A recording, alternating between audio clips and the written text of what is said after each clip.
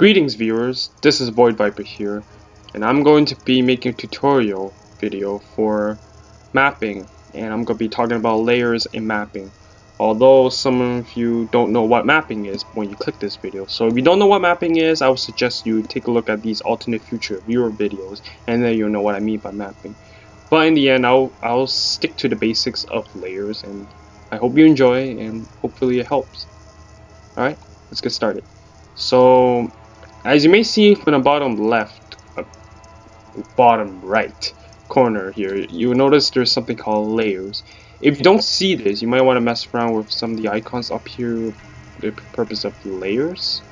So yeah, if you don't see it, you gotta look for yourself. But I'm gonna be very basic.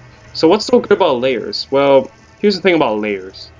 Layers, they help you keep your image a little bit more organized and less frustrating.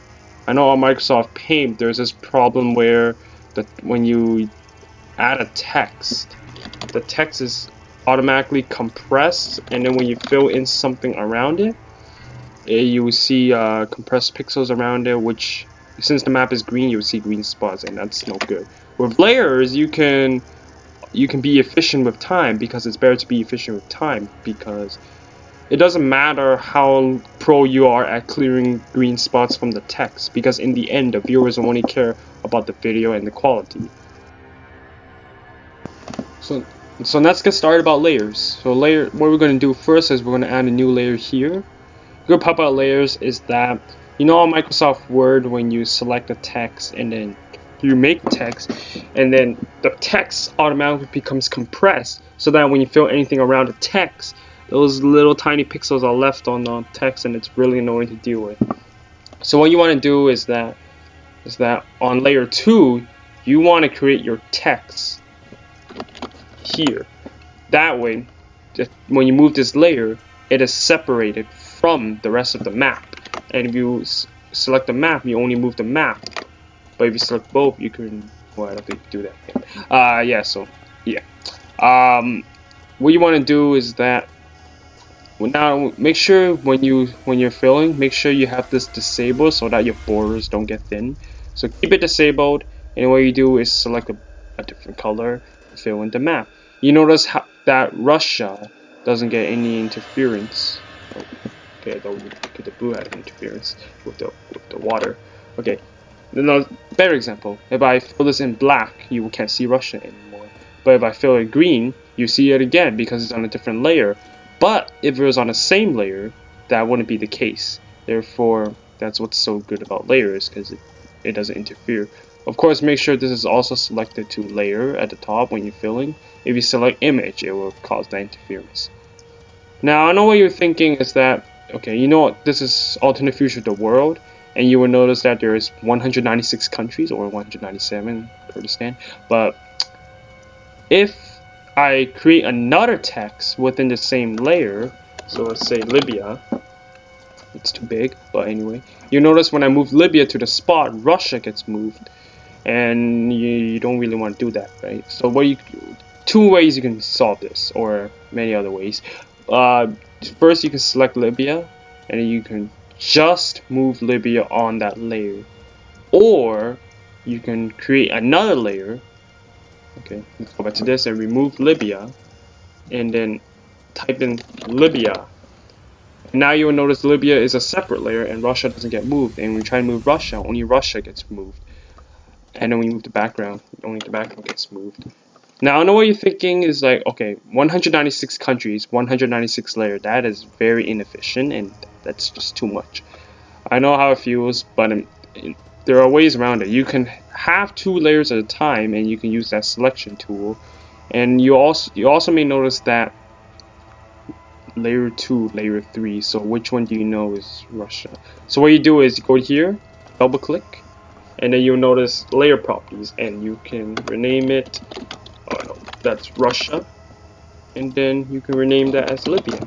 And now you'll know what is what, right? And you can also name this map. That's why not. And if you don't want Libya to show up on the map, you can check off this box to temporarily remove it, but does not remove the layer.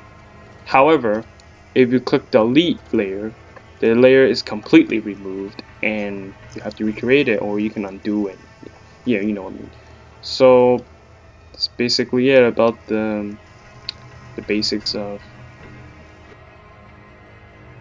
Another thing important about layers is that there's something called order. Order is very important in layers. Think of layers as, like, let's say you have 5 sheets of different colors. So okay, let's say 3: blue, yellow, red. Okay, the primary colors. So let's say you have 3 layers here. Okay, I'll call each of them red, blue, blue, blue, yellow, whatever. So basically red, blue, and yellow. So how this works is that, let's say I fill this whole thing red, okay, and then I fill this whole thing blue. Okay, it's taking a while. And I fill this whole thing yellow. Okay, so there is a difference between these operations. So here's the thing: when you put the red on top of the blue and the yellow, and they both take up the same amount of space, the red will dominate the whole picture because the red is at the top. But if I move blue to the top, then blue will be at the top. But if I move yellow to the top, then yellow will be the top. Same case, you can move yellow down and the blue will take over, and then you move the yellow down and the red will take over. So in this case, let's delete all these useless layers. So let's say the names on top of the map. If I move this down, you won't see the names because it's under the map layer, and you don't want to do that. But let's say if I take this map and I cut this out, you will see that name there, because what I did is I moved all the pixels of this layer, and now it becomes a checkerboard. Well, not checkerboard. Let's say specifically for this, it's a checkerboard. And when if there's anything hidden under that, you will see this. Same case for here. You see Libya. And that's basically why order is very important, because so basically, think anything that's on the top will obviously take over whatever is at the bottom. Okay. Last but not least, I know there might be a problem when you're saving files. I know it is very unfriendly, Paint.net, and I think that is why many of you are having trouble with layers. I think this might be the biggest problem you're having. So I guess I'll explain it too. So basically, when you're saving, make sure you have one copy as a PNG file. So I'm going to call this the PDN file. Okay. And now I have the PDN file saved. And now if I want to, because I know you can't put PDN files on video editing programs, and that's really annoying. And that's completely understandable. You want to save this as a PNG as well. I'll call it the PNG file. Now I'll notice that when you save it as a PNG file, this file you saved as becomes part of the damn file, and I hate that. But we just have to accept what it is. So what you want to do is, because you saved the PNG file, you can reopen that PDN file, and your layers are still there.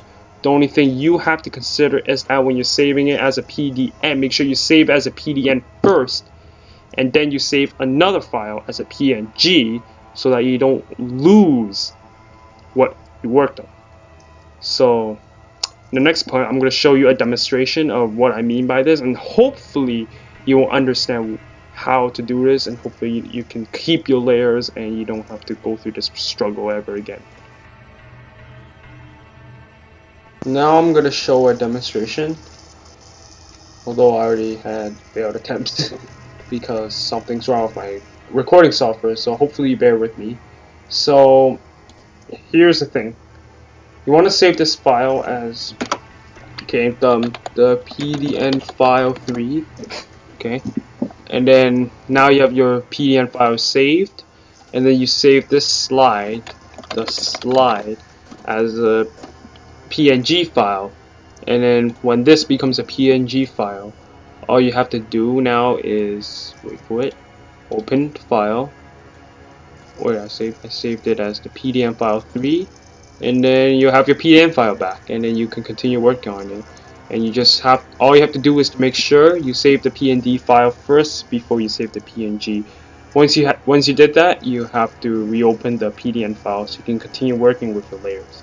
It's quite annoying. And to be honest, now that I think of it, I don't really like Paint.net, but I don't use Paint.net, so it doesn't matter.